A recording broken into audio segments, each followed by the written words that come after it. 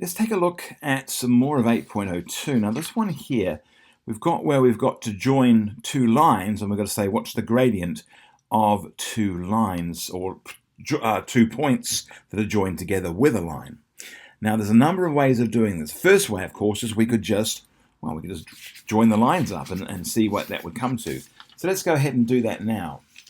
So I'm going to choose, well in fact I'm going to choose this first one here, 2, 3, 5, 8. So I'm just going to draw up some sort of Cartesian plane, as it's known as. Here we go. We're going to have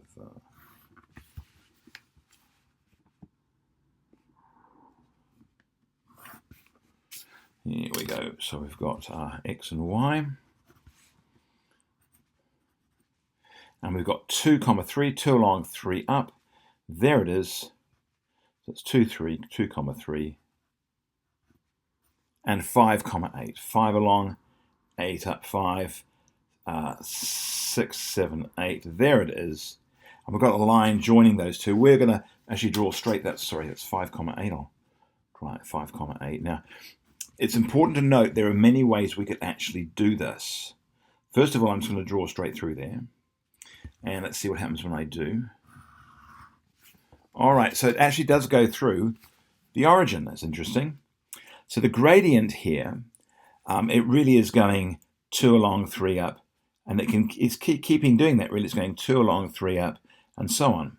So we could actually have certain ways of doing this. One way, of course, is we could say, well, how many along is this? Well, this is 3 along to get to this line here, and this is 1, 2, 3, 4, 5 along.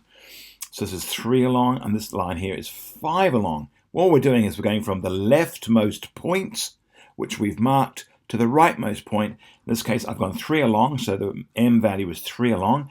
That's the run, 3 along, and the rise is plus 5. So there is our gradient. It's 5 over 3. Another way in which we could have done that, and this is where we get to the really important one. And I'm going to write this out, and I want you to remember this. This is the thing you need to remember.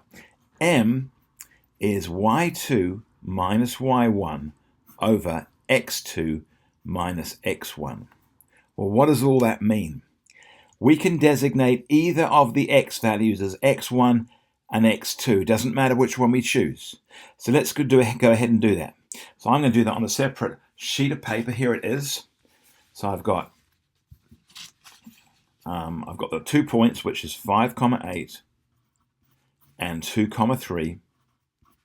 And we've got our m, which is y2 minus y1 over x2 minus x1. Now, they're going to probably give you that formula in an exam. You wouldn't have to remember it, but we do need to be able to take these 2 points and designate them with either x1, y1, and so on.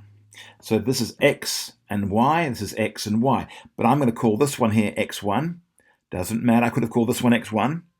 But if I call that x1, I have to call this one y1. And if I call this one x1, I have to call this one x2. And then this would be y2. What you can't do is call this one x1 and that y2. And this x2 and this y1. You can't cross them over. x1, y1. This is all 1. This is all 2's. Now we're going to populate the formula with these numbers, with these metrics. So y2, well, y2 is a 3. There it is. So I've got a 3 minus y1. y1 is an 8.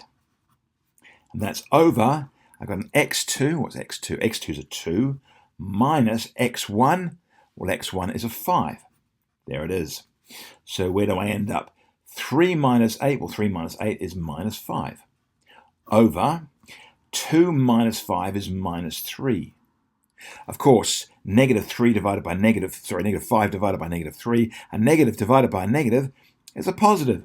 So the m value is going to be positive 5 over positive 3.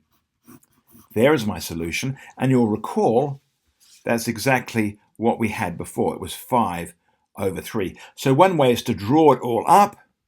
Another way is to use the formula and then designate x1, y1, x2, y2, and substitute those straight into there. We're going to populate the formula or substitute the values into the formula and see what pops out. And we get a 5 over 3 And that's our answer. So this is probably quite a useful way because you don't have to have gridded paper. You don't have to draw it up.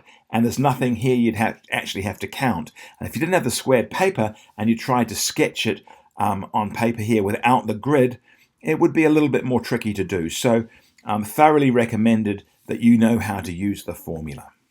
All right, hope that makes sense.